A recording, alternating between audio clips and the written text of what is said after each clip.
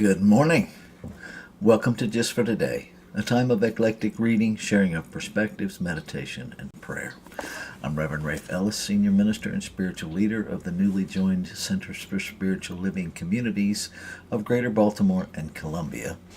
Today is November 14th.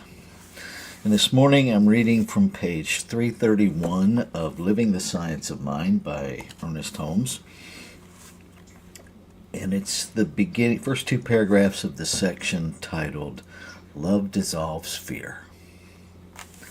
To understand that love overcomes both hate and fear is one of the chief requisites of a scientific mental practice.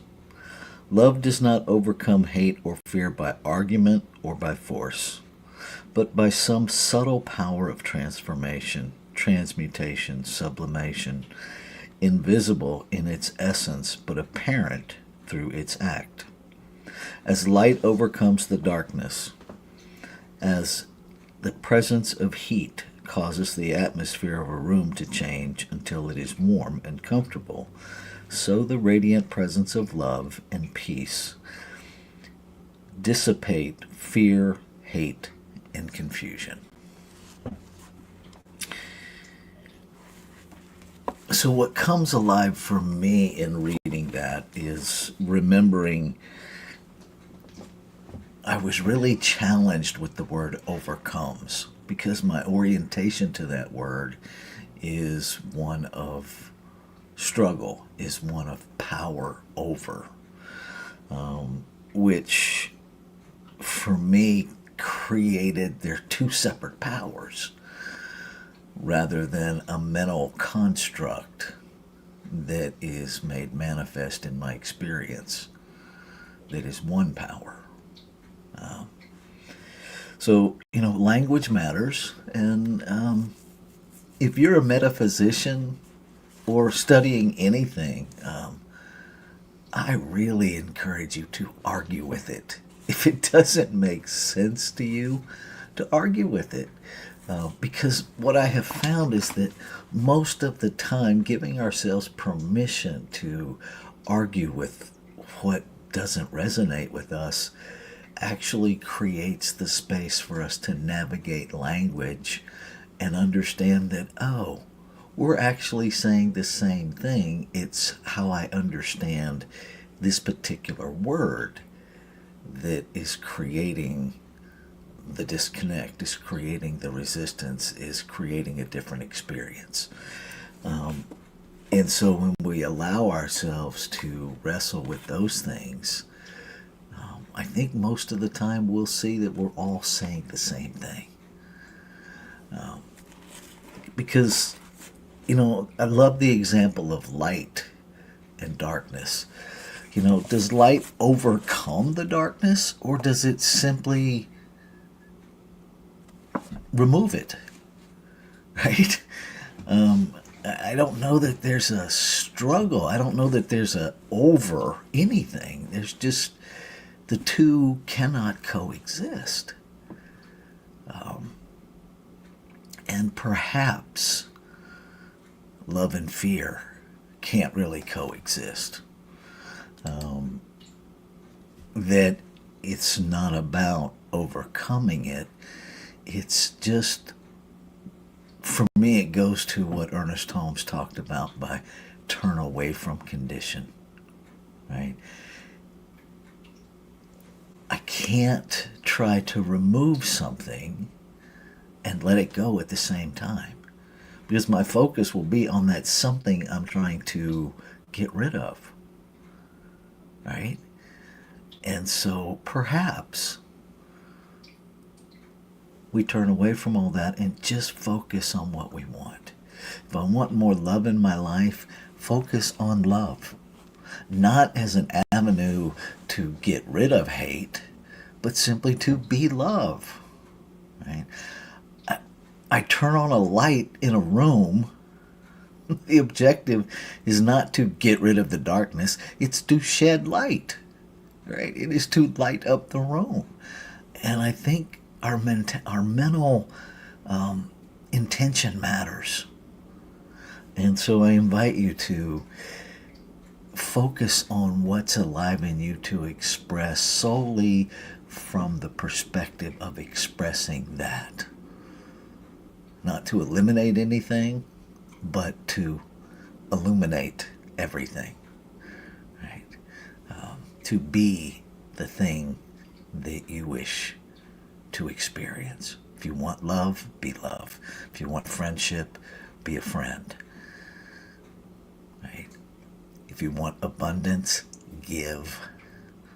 It's really that simple. Yeah. So I'm going to read these two paragraphs one more time. Take us into our time of meditation practice. It's simply 5 minutes to practice being present with what is. Whatever comes, just allow yourself to be present. Love dissolves fear. Page 331, Living the Science of Mind by Ernest Holmes. To understand that love overcomes hate and fear is one of the chief requisites of a scientific mental practice. Love does not overcome hate and fear by argument or force, but by some subtle power of transformation, transmutation, sublimation, invisible in its essence, but apparent through its act. As light overcomes the darkness, as the presence of heat causes the atmosphere of the room to change, it is a warm change until it is warm and comfortable. So the radiant presence of love and peace dissipate fear, hate, and confusion. So let's take that into our time of meditation and contemplation.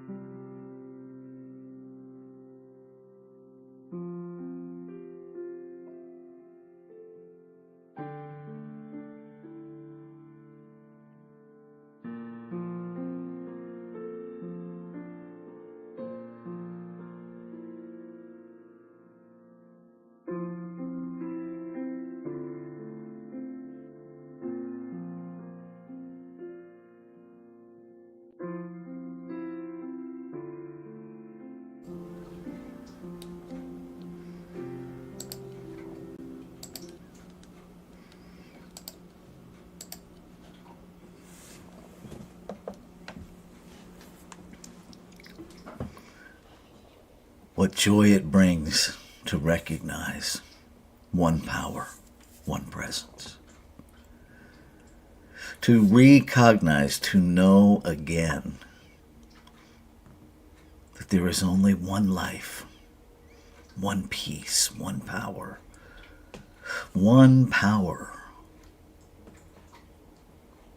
that is love, that is life, that is peace, that is everywhere present, that has no circumference, infinite in its beingness,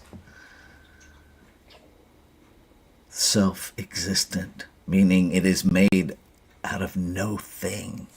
It simply has always been. And all of creation is this one consciousness, this one energy, life, love, expressing itself, individualized in multiplicity. No two expressions of itself alike, by intention, by design.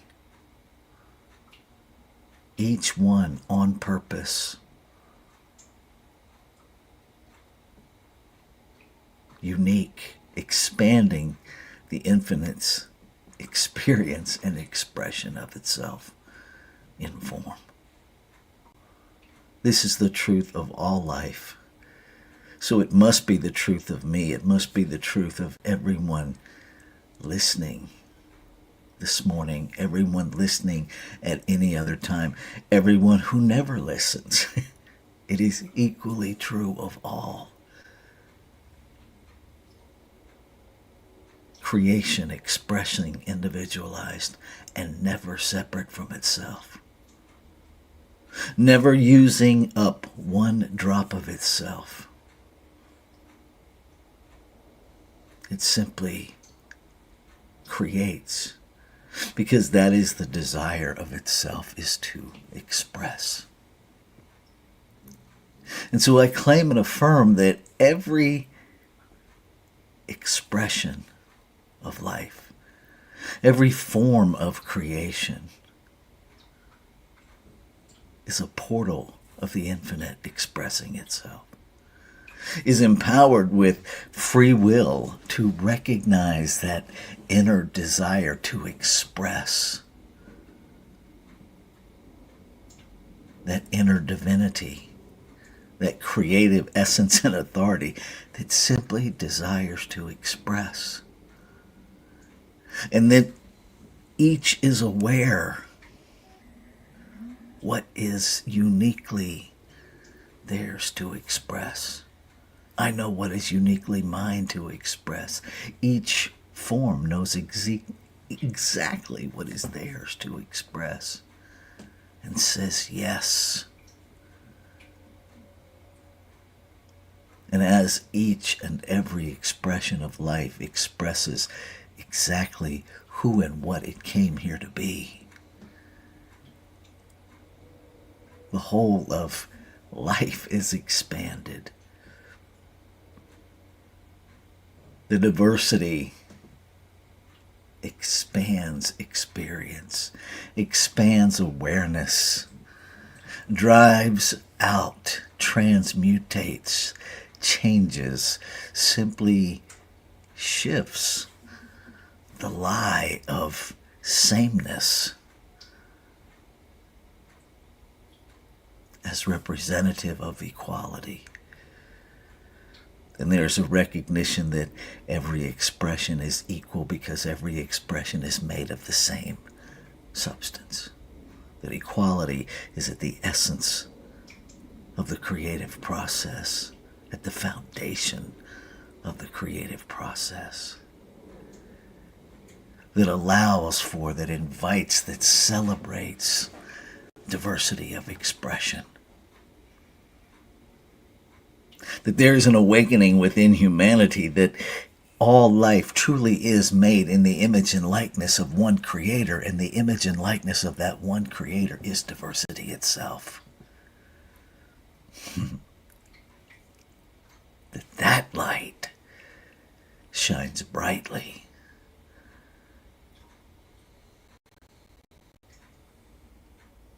that the light of love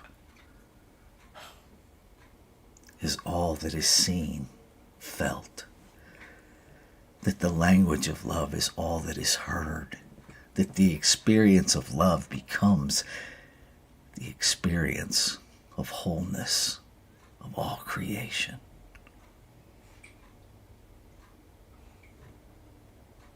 That life is simply celebrated.